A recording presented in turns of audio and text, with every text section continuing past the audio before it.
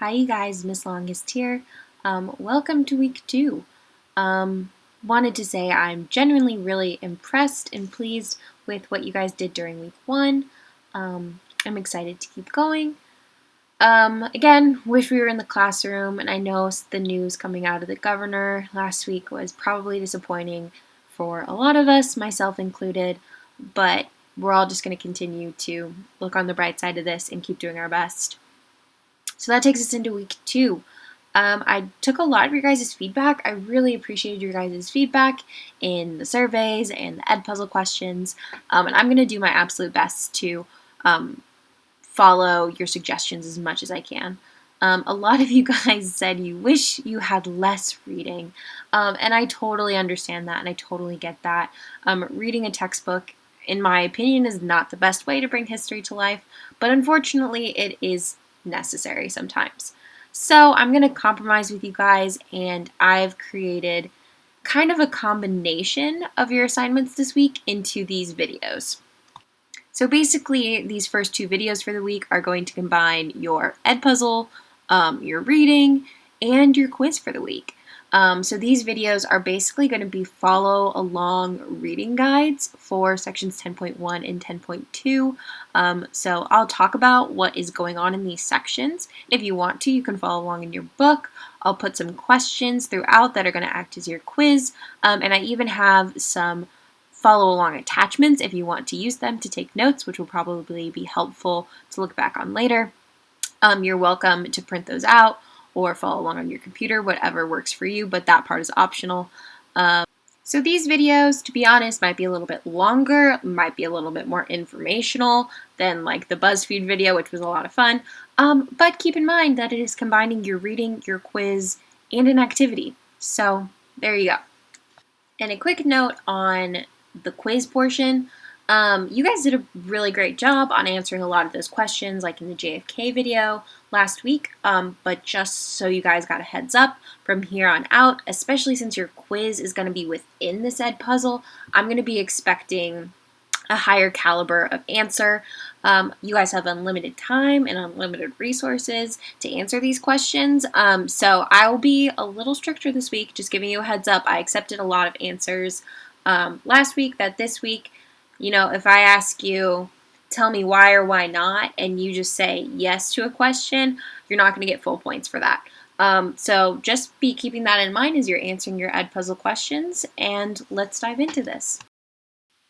Alright, so we're going to start off in 10.1 in your textbook. That's page 488. If you want to follow along, I highly recommend it.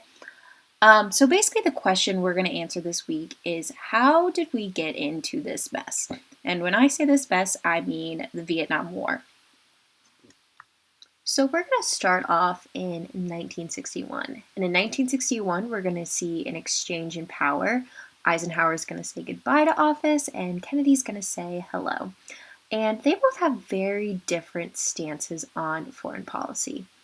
So Eisenhower, as you can see by this quote, where he says, "The potential for the disastrous rise of misplaced power exists and will persist." It's basically him saying he does not think that we should be getting involved in foreign affairs even more than we already are. And Kennedy is very different. He says we shall pay any price to assure the survival and the success of liberty. So you can see from Kennedy that he's pretty passionate about sustaining liberty, and he'll do that by getting involved in foreign affairs, which is what we're going to dive into. To do a little review from the Cold War, which we're still in, the First World is going to be led by the United States. It basically represents democracy. The Second World is led by the USSR, and it represents communism. And the Third World is basically going to be all of the other powers they are vying for the attention of. So at this time, First World is going to be led by Kennedy, and the Second World is being led by Khrushchev. And I apologize, every time I say that this video, I'm going to butcher it. But anyways, the USSR at this time is basically kind of changing their strategy. As we saw in the early Cold War, the idea for gaining these third world countries is to kind of dominate them and invade them. And now it's kind of going to be a competition of like who's the nice parent. And so Khrushchev in this time, he's going to basically be going around to third world countries and being like, do you know what's great? Equality is great. Capitalism, that's the thing that makes you poor. If you try communism, though, everyone's equal, and it's pretty awesome. Kennedy is going to counter that sentiment with his own Mr. Nice Parent strategy by creating the Peace Corps. And the Peace Corps is basically this organization that he's going to send on missions of freedom. It's basically his way of allowing the United States to intervene in other countries and basically prove, like, hey, we're nice. Don't you want to be friends with us? Look at all these great things we're doing. And the Peace Corps exists today. Actually, recently they just had to send everyone home because of this virus, but they've done a lot of really great work throughout the years, and they're created in this time. So the Peace Corps is mainly spreading their missions of freedom around Africa a lot of the times, and basically Latin America is like, hey, what about us? You also have bad relations with us. What are we getting out of this deal? So Kennedy proposes this thing called the Alliance for Progress. He's like, hello, Latin America, how about some money? So he gives them a couple $1 billion, but the problem is it's actually not nearly enough money. It ends up being about $10 a person in Latin America, so it's not really a great relief package to make up for some of the kind of crummy things we do to Latin America, but that's some other details we're not talking about today. And Latin America basically says, well, you tried, we're still not going to have great relations with you all.